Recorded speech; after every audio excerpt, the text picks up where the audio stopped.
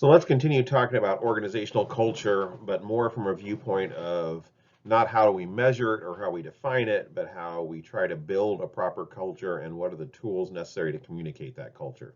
So when we're interpreting organizational culture, there's a couple of things that are worth keeping in mind. One, companies contain not one but several cultures. And we already kind of talked about there's an overall culture, but there's also subcultures within any organization.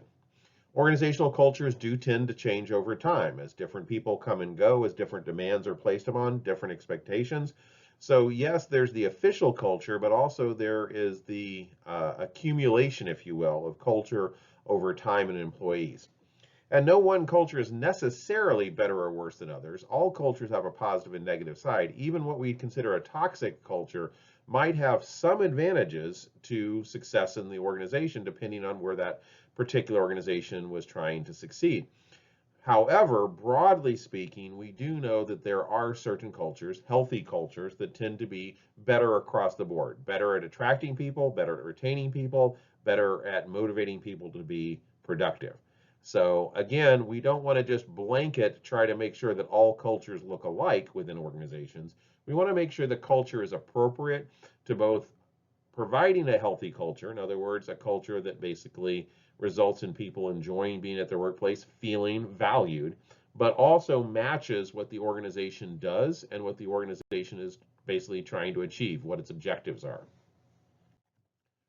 So, can culture be created? Absolutely. And creating an organizational culture, there's a lot of different ways to do it.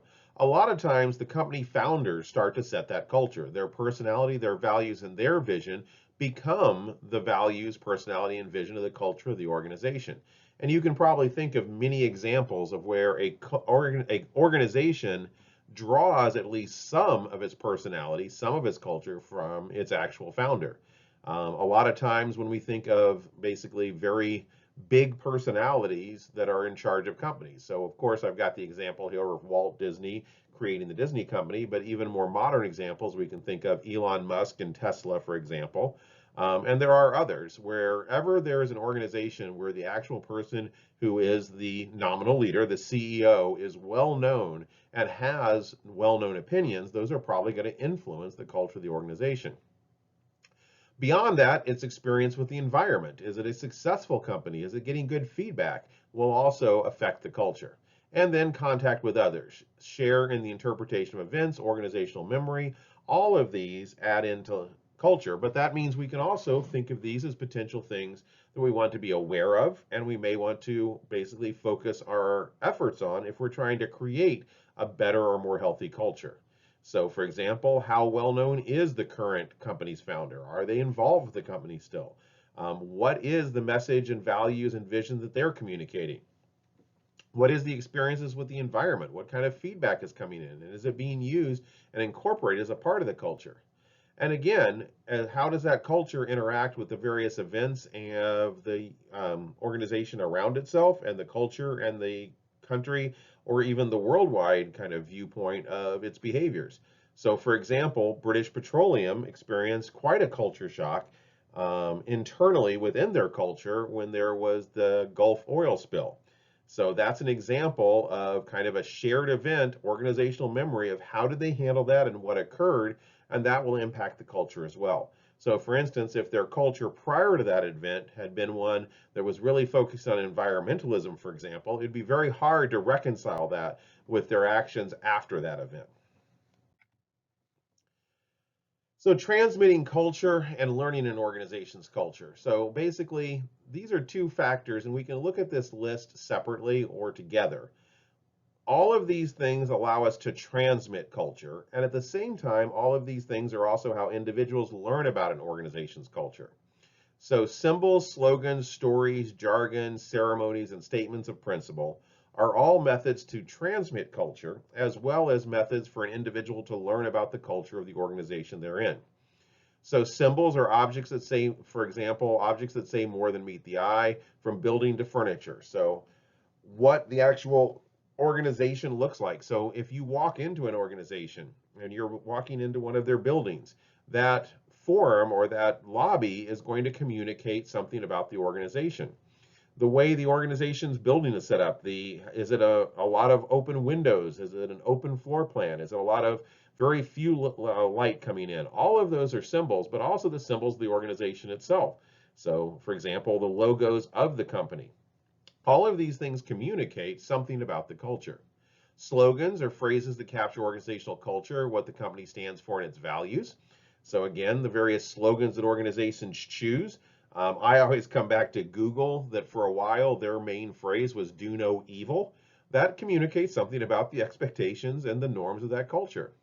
So stories about the company. In the old days, we used to. So basically, talking about where the company came from. Another one that pops to my mind here is that senior executives at Nike are actually brought to the racetrack where the person who founded the company originally started to have their ideas for how to design a new running shoe based on their own experiences.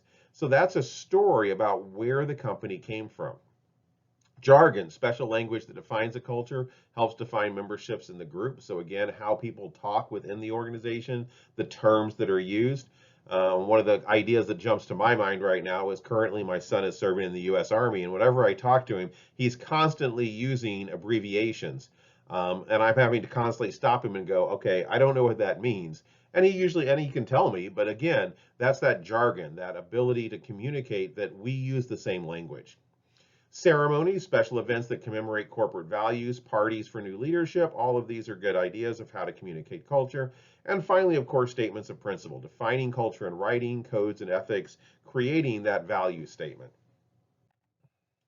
So just some quick famous slogans that you can take a look through and kind of the message they're giving. So Ace Hardware, Ace is the place for the helpful hardware man. We are committed to helping our customers. Allstate Insurance, you're in good hands with Allstate. We are there for our clients when they need us. American Express card, don't leave home without it. We provide an essential service to all travelers. Borden's, if it's Borden's, it's got to be good. We produce and sell only the purest dairy products. Campbell Soups, soup is good food. Ours is wholesome food products. And you can keep reading through this, but again, whenever you run against a slogan, yes, it's being used as part advertising, but it's also advertising both externally to the clients and to the customers, but also internally. What do we stand for as a company? And I mentioned before the Nike story, just telling it and keeping it alive. New employees at Nike are told stories that transmit the company's underlying cultural values.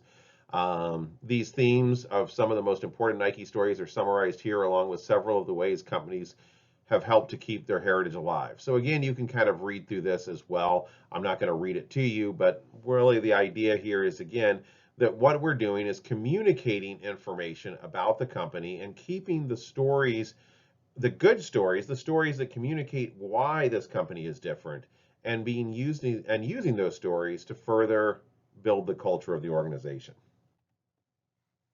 So researchers have definitely found links between a company's culture, its performance, especially when the culture is strong. So again, a healthy, strong culture.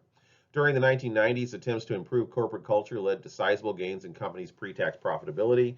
The various milestones in this effort are identified here. So again, we can kind of see, if we're looking at this chart, we're looking at profit.